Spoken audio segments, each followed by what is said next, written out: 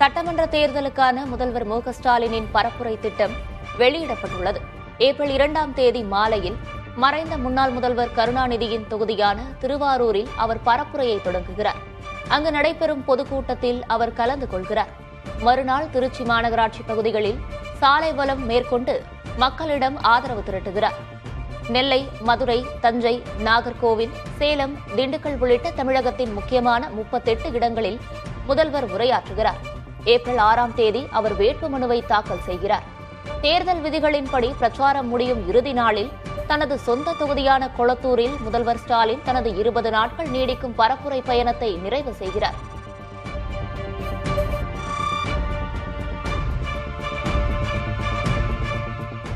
தாங்கள் கேட்ட தொகுதிகளை திமுக தர முன்வந்திருப்பதாக விசிக தலைவர் திருமாவளவன் தெரிவித்தார். தொகுதிகள் குறித்த பேச்சு சுமூகமாக இருந்ததாகவும் எந்தெந்த தொகுதிகளில் போட்டி என்பதை முதல்வர் ஸ்டாலின் அறிவிப்பார் என்றும் திருமாவளவன் தெரிவித்தார்.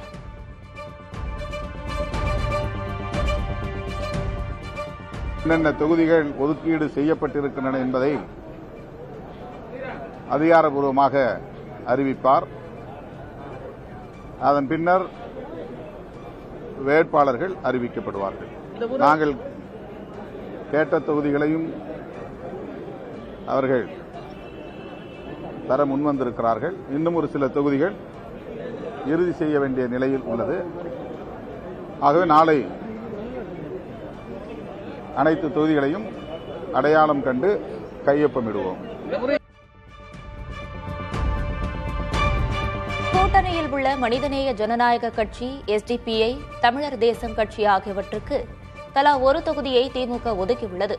சென்னை தேனாம்பேட்டையில் உள்ள திமுக தலைமை அலுவலகமான அண்ணா அறிவாலயத்தில் திமுக கூட்டணி பங்கீட்டு குழுவுடன் மனிதநேய ஜனநாயக கட்சியின் தலைவர் தமிமுன் அன்சாரி உள்ளிட்ட நிர்வாகிகள் சந்தித்து பேசினர். பின்னர் செய்தியாளர்களிடம் பேசிய தமிமுன் அன்சாரி தங்களுக்கு ஒரு தொகுதியை திமுக ஒதுக்கியிருப்பதாகவும் திமுக தலைவர் ஸ்டாலின் அறிவிக்கும் தொகுதியில் போட்டியிட உள்ளதாக கூறினார். இதேபோல திமுக கூட்டணியில் உள்ள தமிழர் தேசம் கட்சி, எஸ்டிபிஐ கட்சி ஆகியவற்றுக்கும் தலா ஒரு தொகுதி ஒதுக்கப்பட்டுள்ளது.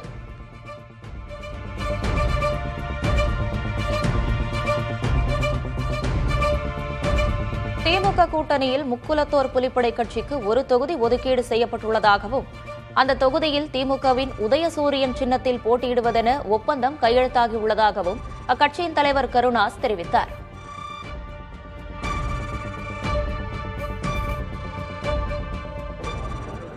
மதசார்பற்ற முற்போக்கு கூட்டணியில் மாண்புமிகு தமிழக முதலமைச்சர் அவர்கள் முக்குளத்தூர் புலிப்படைக்கு இந்த கூட்டணியிலே ஒரு தொகுதியை வழங்கியிருக்கிறார்கள். நாங்கள் ஒரு 5 தொகுதியில் எழுதி கொடுத்துருக்கோம்.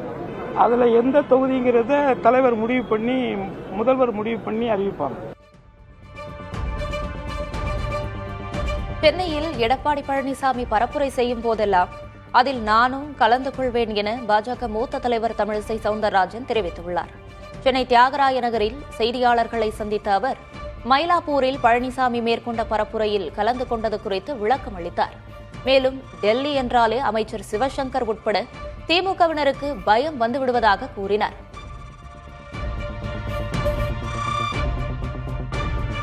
நேற்றைய தினம் மரியாதைக்குரிய அண்ணன் எடப்பாடியார் அவர்களுக்கு எவ்வளவு ஆதரவு இருந்தது என்று நீங்களே பார்த்திருப்பீங்க.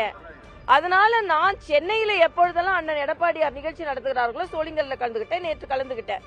அதனால மகிழ்ச்சி தான். தேசிய ஜனநாயக கூட்டணியின் இன்னொரு தலைவர் என்ற முறையில் கலந்து கொண்ட அபரிதமான ஆதரவு இருக்கிறது. சிவசங்கருக்கு இப்ப என்னங்க பிரச்சனை? டெல்லிக்கு போனா அவருக்கு என்ன பிரச்சனை? என்னன்னா பயம் படுறாங்க. டெல்லிக்கு போய் அண்ணன் எடப்பாடியார் ஒருவேளை டிக்கெட் போட்டாருன்னு வச்சுக்கோங்க, இங்க திமுக சிவசங்கர்ல ஆரம்பிச்சு முதலமைச்சர் வரைக்கும் உதறல் எடுத்துக்குது. அதிமுக கூட்டணியில் உள்ள கட்சிகளுக்கு வெற்றி வாய்ப்புள்ள இடங்களையே கொடுத்துள்ளதாக முன்னாள் அமைச்சர் செல்லூர் ராஜு தெரிவித்துள்ளார். அதிமுக மதுரை மேற்கு தொகுதியின் வேட்பாளராக அறிவிக்கப்பட்ட செய்தியாளர்களிடம் பேசிய அவர், திமுக கூட்டணியில் உள்ள கட்சிகள் சிலர் சிரிப்பார், சிலர் அழுவார் என்பதைப் போலத்தான் இருப்பதாக விமர்சனம் செய்தார். விசிக, மதிமுக கட்சிகளின் தொண்டர்கள் ஏமாற்றம் அடைந்துள்ளதாக கூறியுள்ளார். அதிமுக தேர்தல் அறிக்கைதான் கதாநாயகனாக உள்ளதாகவும் செல்லூர் ராஜு குறிப்பிட்டார்.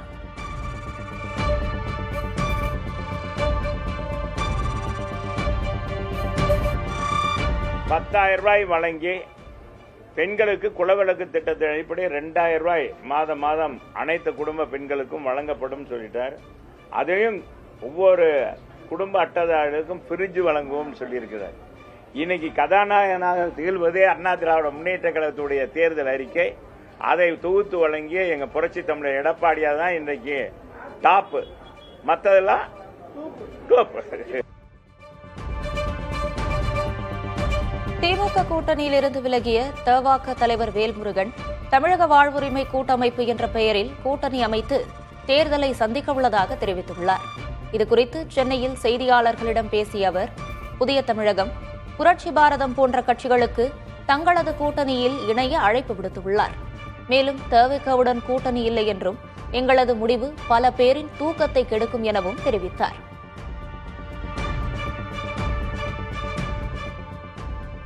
திமுக என்டிஏ என்கிற இந்த 2 அலையன்ஸிலிருந்தும் தற்போது வெளியேறியிருக்கிற அல்லது வெளியேறுவதற்கான சூழலில் இருக்கிற எந்த அரசியல் கட்சிகளாக இருந்தாலும் நாம் அனைவரும் ஒன்று சேர்ந்து உட்கார்ந்து அமர்ந்து பேசி இந்த 2026 தேர்தலை எதிர்கொள்வதை குறித்து முடிவெடுப்போம். தவாகவோடு தனிப்பட்ட தமிழக வாழ்வுரிமை கட்சி கூட்டணி வைப்பதற்கு வாய்ப்புகள் இல்லை. 6ஆம் தேதிக்குள்ள தமிழ்நாட்டில் பல்வேறு விதமான அணி மாறல்களும் கூட்டமைப்புகளும் உருவாகி இருக்கிறது. நாமக்கல் மாவட்டம் காக்காவேரி ஊராட்சியில் பட்டியல் சமூகம் மற்றும் பிற்படுத்தப்பட்ட குழந்தைகளுக்கான தனித்தனி அங்கன்வாடி மையங்கள் செயல்படுவதை பாஜக முன்னாள் தலைவர் அண்ணாமலை கடுமையாக கண்டித்துள்ளார். 21ஆம் நூற்றாண்டிலும் ஜாதி பாகுபாடு தொடர்வது அவமானம் என அவர் தெரிவித்துள்ளார். இத்தனை ஆண்டுகளாக இதனை கண்டு கொள்ளாமல் இருப்பது அரசின் முழு தோல்வி என்றும் குறிப்பிட்டுள்ளார். அனைத்து குழந்தைகளுக்கும் சம உரிமையுடன் ஒரே அங்கன்வாடியில் கல்வி வழங்க தமிழக அரசு உடனடியாக நடவடிக்கை எடுக்க வேண்டும் என்றும் அண்ணாமலை வலியுறுத்தியுள்ளார்.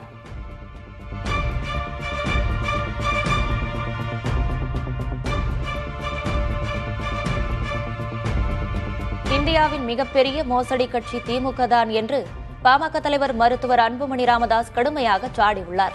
இது தொடர்பாக எக்ஸ் தளத்தில் பதிவிட்டுள்ள அவர், 2021 தேர்தலின் போது அளித்த 505 வாக்குறுதிகளில் வெறும் 13% மட்டுமே நிறைவேற்றிவிட்டு தற்போது 100% நிறைவேற்றிவிட்டதாக திமுக நாடகம் ஆடுவதாகவும் அவர் குற்றம் சாட்டியுள்ளார். சமையல் எரிவாயு மானியம், டீசல் விலை குறைப்பு, கல்விக்கடன் ரத்து போன்ற முக்கிய வாக்குறுதிகள் என்னவானது என கேள்வி எழுப்பியுள்ள அன்புமணி, நிறைவேற்றாத 439 வாக்குறுதிகளையே திமுக தனது புதிய தேர்தல் அறிக்கையாக வெளியிடலாம் எனவும் விமர்சித்துள்ளார்.